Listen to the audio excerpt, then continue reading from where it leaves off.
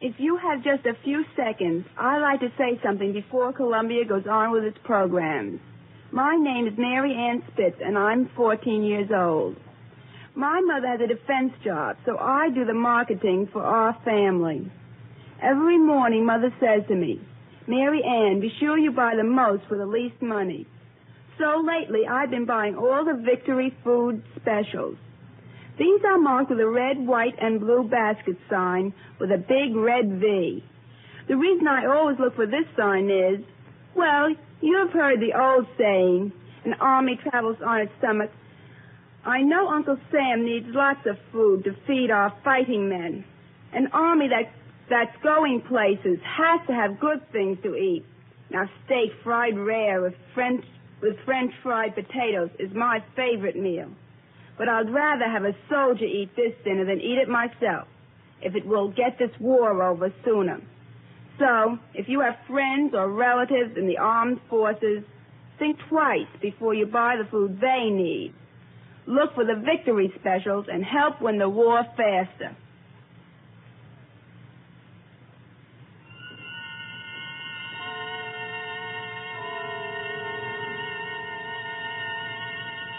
The Columbia Network takes pleasure in bringing you Suspense.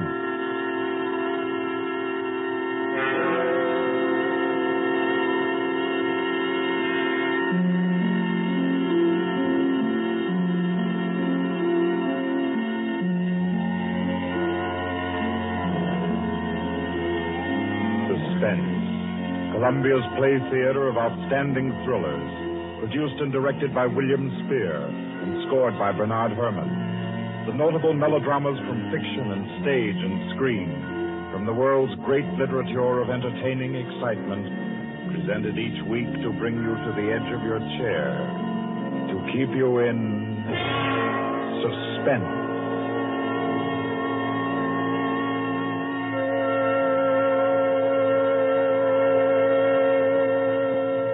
Tonight's adventure in suspense is from the pen of Dorothy Sayers.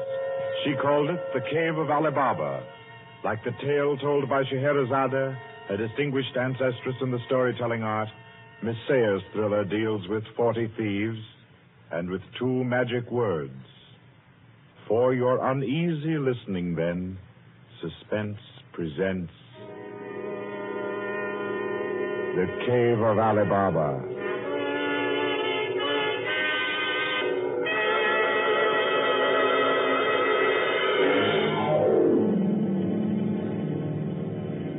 On a Saturday afternoon in January, in the grim and narrow house in Lambeth, a man sat eating kippers and reading the daily paper.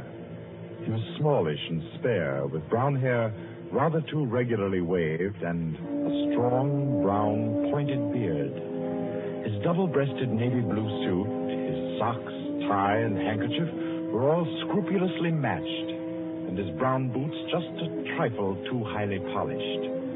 He did not look a gentleman, not even a gentleman's gentleman.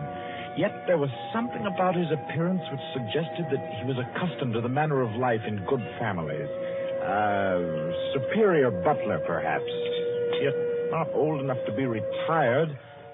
A footman who had come into a legacy, yes. He had just finished eating, and he was sipping his coffee when a slight noise at the front door caught his ear.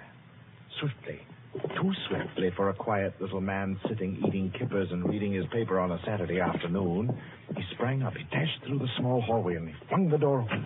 Of course, no one in sight. The society is at least dramatic in its delivery of its correspondence. And as if he knew what he would find, he shut the door and turned to the hat stand in the hall. An envelope had been placed there. It was addressed to Joseph Rogers.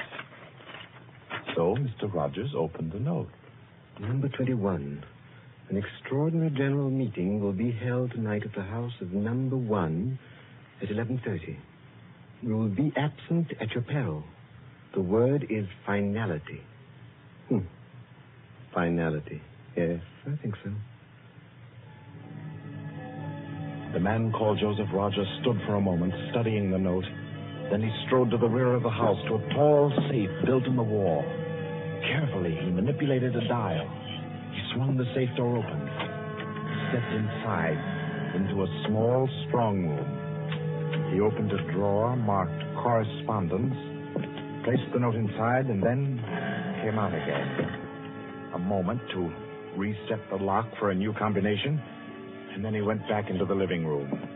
He reached for the telephone. He lifted it from the cradle and then reconsidered. Too dangerous. He hurried upstairs and clambered into an attic. In the furthest corner, he searched for and found a knothole in the woodwork. He pressed it. A concealed trapdoor swung open, and he was in the loft of the adjoining house. He paused before 3 cages, in each of them a carrier pigeon. Carefully, he wrote a note, slipped it under a pigeon's wing.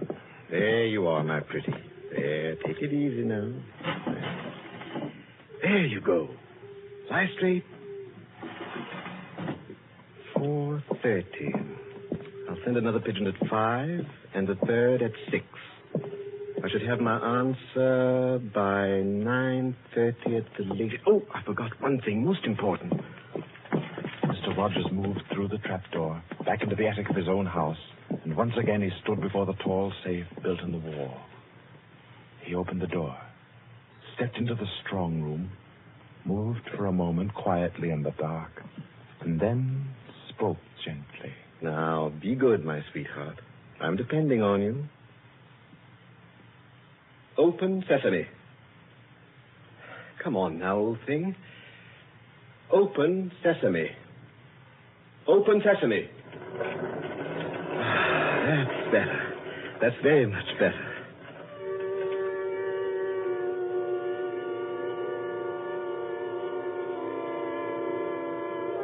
By 9:30, his answer was back. All the little piece of paper said was a hasty okay. At a quarter before 11, he took his revolver from a locked drawer, inspected it carefully. Yes, loaded it with cartridges from an unbroken packet, and left the house. He walked quickly, keeping well away from the wall. And when he climbed on a bus, he sat next to the conductor, where he could watch all who got on and off. By 25 minutes after 11, he was out on lonely Hampstead Heath, pausing in the shadow of a large tree to adjust a black velvet mask on which, in white thread, was stitched the number 21. Then he stepped briskly to the door of the villa that lay before him and...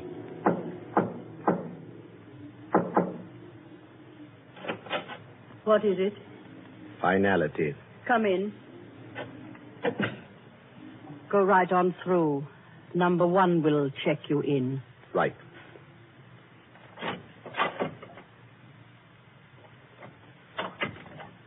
$21, sir. Lift your mask. Very well, 21. You may go on to the meeting room. Thank you, sir.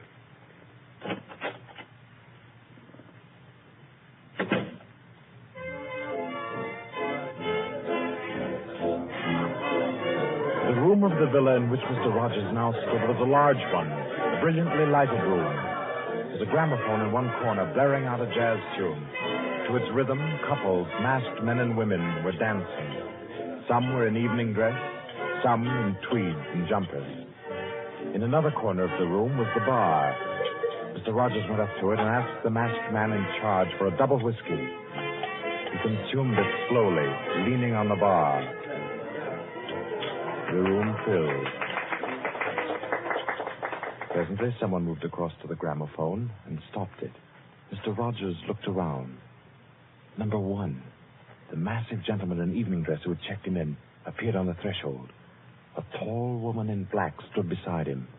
Her mask, embroidered with a white number 2, covered her hair and her face completely. Only her fine bearing, her white arms, and her dark eyes, shining through the eye slits, proclaimed her as a woman of power, of physical attraction. The masked dancers were silent now as number 1 spoke. Ladies and gentlemen, we are short 2 members tonight. I need not inform you of the disastrous failure of our plan for obtaining the plans of the court Windlesham Heliscoper. Our courageous and devoted friends, number 15 and number 38, were betrayed and taken by the police. Some of you might fear that under examination these two would break down and give away our society. There is no need for such a fear. I gave the usual orders, and their tongues have been silenced. Their defense will be discreetly compensated in the usual manner. I call upon number 12 and 34 to undertake this agreeable task. They will attend me at my office for their instructions after the meeting. Will the numbers I have named kindly signify by raising their hands that I are able and willing to perform this duty? Thank you. Ladies and gentlemen, please take your partners for the next dance. The gramophone struck up again. Mr. Rogers turned to a girl near him in a red dress. She nodded, and they slipped into the movement of a foxtrot. The couples gyrated solemnly and in silence. Their shadows were flung against the blinds as they turned and stepped to and fro. The girl in red spoke to Mr. Rogers. What's happened? I'm frightened, aren't you? I feel as if something awful was about to happen. It does take one a bit short. Number one's way of doing things. But it's safer like that. Oh, those poor men. No talking, please. You know the rules. Sorry. In silence, the dance continued. And then it came to an end. And then when it had finished, the dancers came again to where number one sat and waited with tense eagerness for him to speak. Ladies and gentlemen, you may wonder why this extraordinary meeting has been called. The reason is a serious one. The failure of our recent attempt was no accident. The police were not on the premises last night by accident. We have a traitor amongst us. This last failure was not the first. You'll remember the unfortunate way in which the affair of the Dinglewood pearls turned out. And there were others. However, I am happy to say that our minds can now be easy. All these troubles have been traced to their origin. The offender has been discovered and will be removed. The misguided member who introduced the traitor to our ranks will be placed in a position where his lack of caution will have no further ill effects. There's no cause for alarm. Ladies and gentlemen, please take your partners for the next dance.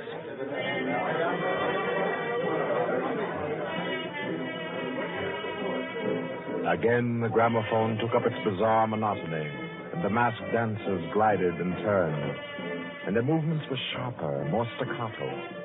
The girl in red was claimed by a tall mask and evening dress. A hand laid on Mr. Rogers' arm made him start. A small, plump woman in a green jumper slipped a cold hand into his. The dance went on.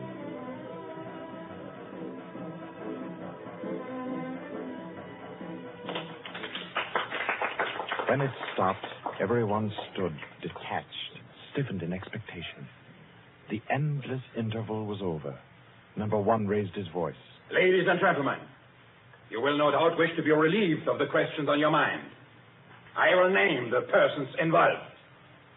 Number 37. No! Silence! I swear on never. Silence! You have failed in discretion. You will be dealt with. If you have anything to say in defense of your folly, I'll hear it later. Sit down. Number 37 sank down upon a chair. He pushed his handkerchief under the mask to wipe his face. Two tall men closed in upon him. The rest fell back. Ladies and gentlemen, I will now name the traitor. Stand forward. Number 21. Take off your mask. Number 37. This man was introduced to our society by you under the name of Joseph Rogers, formerly second footman in the service of the Duke of Denver, dismissed for petty thievery. Did you take steps to verify the statement? I did as God's my witness. It was all straight.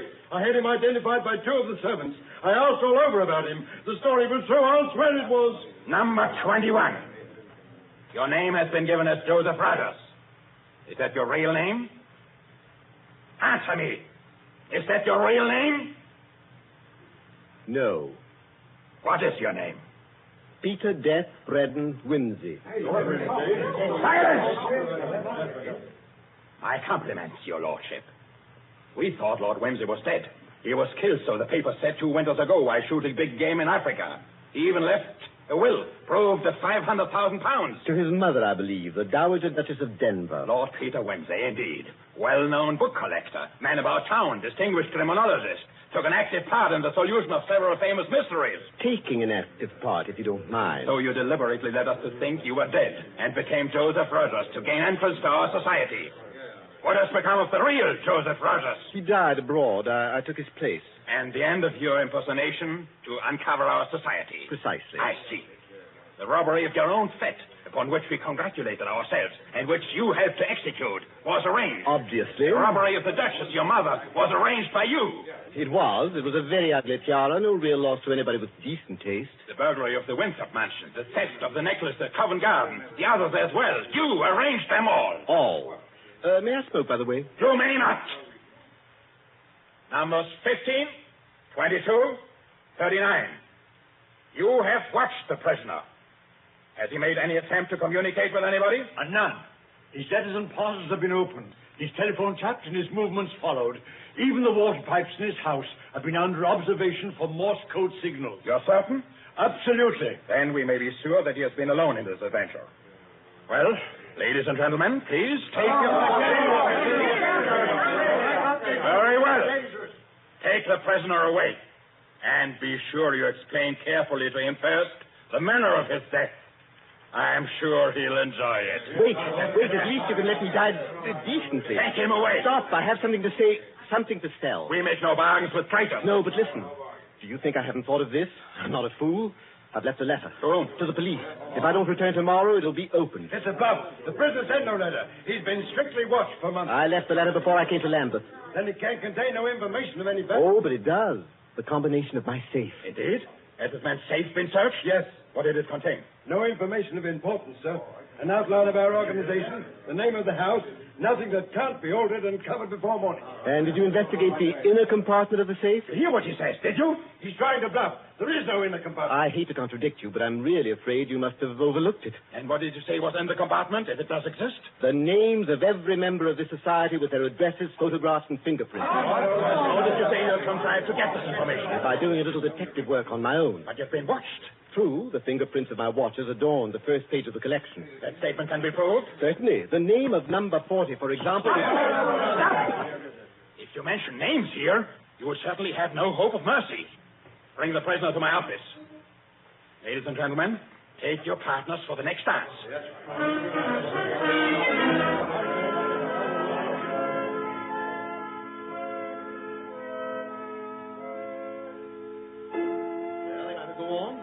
Prove that I know your gang from number 1 through number 25. Do you want me to prove that I know the others as well? My lord, your story fills me with regret that you are not, in fact, a member of our society.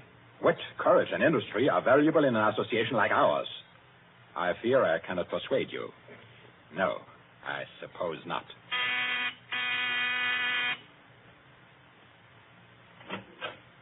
Yes? Ask the members kindly to proceed to the supper room.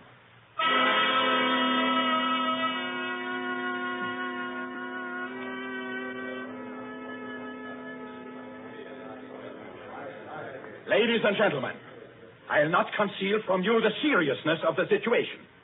The prisoner has recited to me 25 names and addresses which were thought to be unknown except to their owners and to me.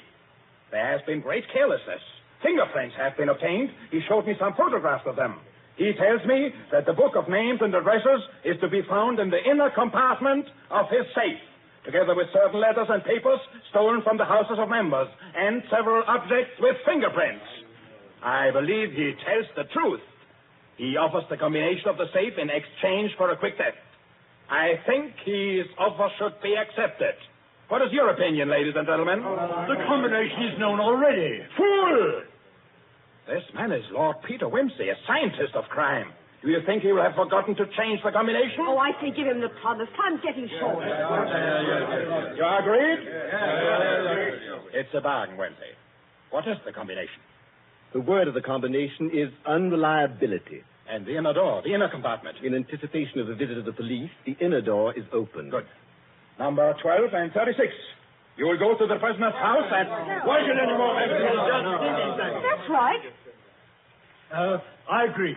Nobody ought to be trusted. Then what, ladies and gentlemen, do you suggest? You go yourself. You're the only one that knows all the names. You go yourself. I second that motion. Is the wish of the meeting, then, that I should go? No. I say no. No, don't go. Number 1 is our president, the head and soul of our society. If anything should happen to him, where should we be? You've all blundered. We have your carelessness to thank for all this. Do you think we should be safe for 5 minutes if he were not here to repair your follies? Well, there's something in that.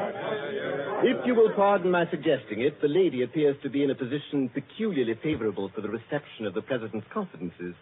The contents of my modest volume will be no news to her. Why should she not go herself? Because I say she must not. If it is the will of the meeting, I'll go. Give me the key of the house. Here. Is your house watched? No.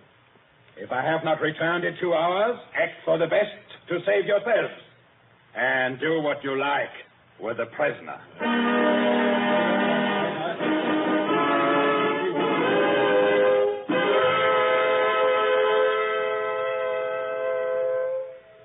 The president has been gone 2 hours. Traitor! What's happened to him? How should I know? Perhaps he's looked after himself and gone while the going was good. Liar! Oh. He'd never do that. What have you done with him? Speak, or I'll make you speak. I can only form a guess, madam. I'm afraid that your president may quite inadvertently have left the door of the inner compartment closed behind him, in which case... Yes. Well, let me explain the mechanism of my safe. The inner compartment has 2 doors. The outermost opens outward with an ordinary key. Oh, do you think that the president is so stupid as to be caught in an obvious trap? Undoubtedly, he will have wedged open that inner door. Undoubtedly, madam. But the sole purpose of that inner door is to appear to be the only one. Hidden behind the hinge of that door is another, a sliding panel, also left open. Inside the compartment is the big, heavy ledger containing all the information about this society. This ledger lies on a steel shelf. Do I make myself clear? Oh, yes, go on. The steel shelf is balanced on a concealed spring. When the weight of the book, the ledger, is lifted, the shelf rises almost imperceptibly. And in rising, it makes an electrical contact. Now, let me draw a picture. Your president steps into the inner compartment, sees the book, takes it up, anxiously to examine to see if it's the right one. The shelf rises, the electrical contact is made, and the steel panel behind him slides into place. He's trapped. You devil! What is the word that opens the inner door? Quick, the word. Do you remember the story of Ali Baba and the 40 Thieves? Uh-huh. Well, when I had this safe constructed, my mind went back, well, call me sentimental if you will, to my childhood. The words that open the door are open sesame. Oh. How long can a man live in this devil's trap of yours? Oh, I should think he might hold out for a few hours if he didn't use up all the oxygen by hammering and yelling. I imagine if we go there at once, we'll be able to get him out all right. I'll go myself. I think you'd better take me with you. Why? Well, I'm the only person who can open the door. But you've given me the word. Yes, you have the word. But this door of mine, I'm rather proud of it. You know, it's my own invention. It's the latest thing. It will open to the words open sesame, all right. But to my voice only. Your voice? I'll chop your voice in my hands. What do you mean, your voice only? Don't touch my throat like that. You'll wreck my voice, and then the door might not recognize it. There, that's better. The door got stuck for a week once, and when I had a cold. Is what he says true? Is it possible? Perfectly possible, madam. It'll have a microphone arrangement. Could be done also with light vibrations. We must let him go. Take the ropes off him. Let him go, nothing. He doesn't go to blab to the police. The president's done in, that's all. And we'd all better make traps while we can. It's all up, boys. Right. Tuck this fella down the cellar and fasten him in. I'll go and destroy the ledgers. 32, you know where the switch is. Give us a quarter of an hour to clear, then you can blow the place to glory. No. No, you can't leave one to die. He's your president, your leader. I won't let it happen. I won't. I'll free this man myself. Here, none of that now. Let me go. Let go of me. Think, Blaster, think. It'll be light in an hour or two. The police may be here at any moment. Police? Oh, yes. Yes, you're right. No, we mustn't imperil the safety of all for just one man. He himself would not wish it. Throw this man in the cellar and let's get out of here while there's time.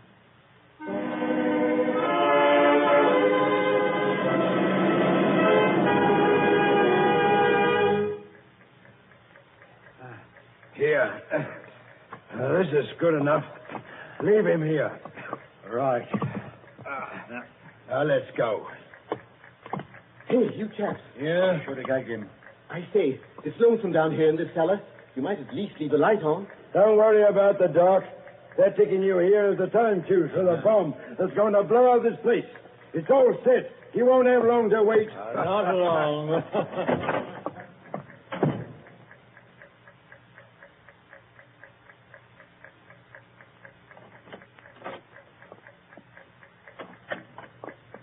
Who is it? Who's there? Hold still, so I can cut the ropes. Well, it isn't two. My compliments, madam, on your loyalty to your present. Quick. They've set the time fuse. The house is mine. Follow me as fast as you can. Number 1 must be saved. And only you can do it. Well, how did you manage to? There's no time for questions. Get up and follow me.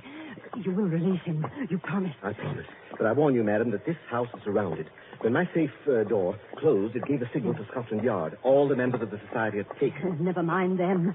Here, outside. Quick. All right, who's there? That you, Inspector?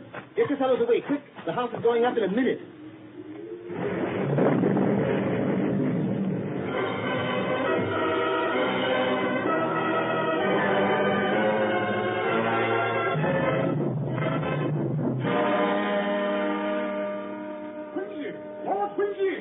It's Inspector Parker, old man. Are you all right? I'm a bit winded. What happened, Inspector? Oh, about half a dozen of them got blown up. The rest we bagged. Hurry, we must hurry. Who's this? One of the gang. She's called number 2. We must save him. We must.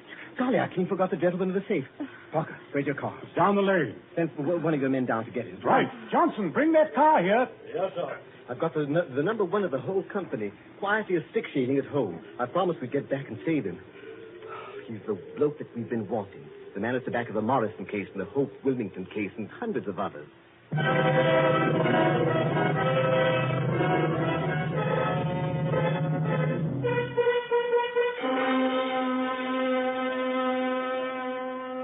this it? Quite a contraption. Yes, I only hope he hasn't upset the adjustment by something like it. Oh, please, hurry. I hope you haven't hurt my voice. Oh, you sound all right. I can only be conversational. Come on, old thing. Show us your paces. Open sesame. Open sesame. Confound you. Open sesame. Open sesame.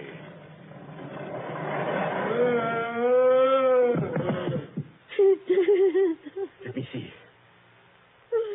No, he's not. He lived to stand his trial.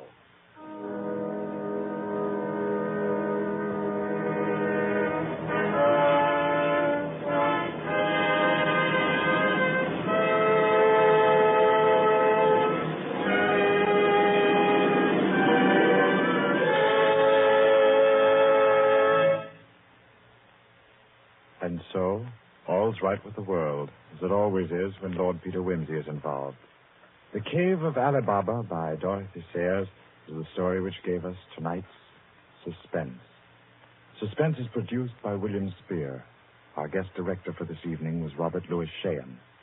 Tonight's radio drama was written by Peter Lyon and scored by Bernard Herrmann.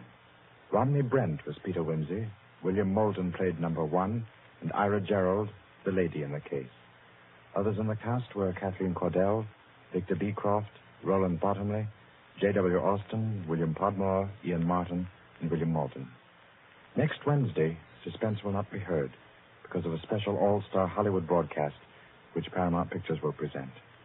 2 weeks from tonight, at this time, Columbia will bring you another selected story from the world's great literature of thrills. Another study in suspense.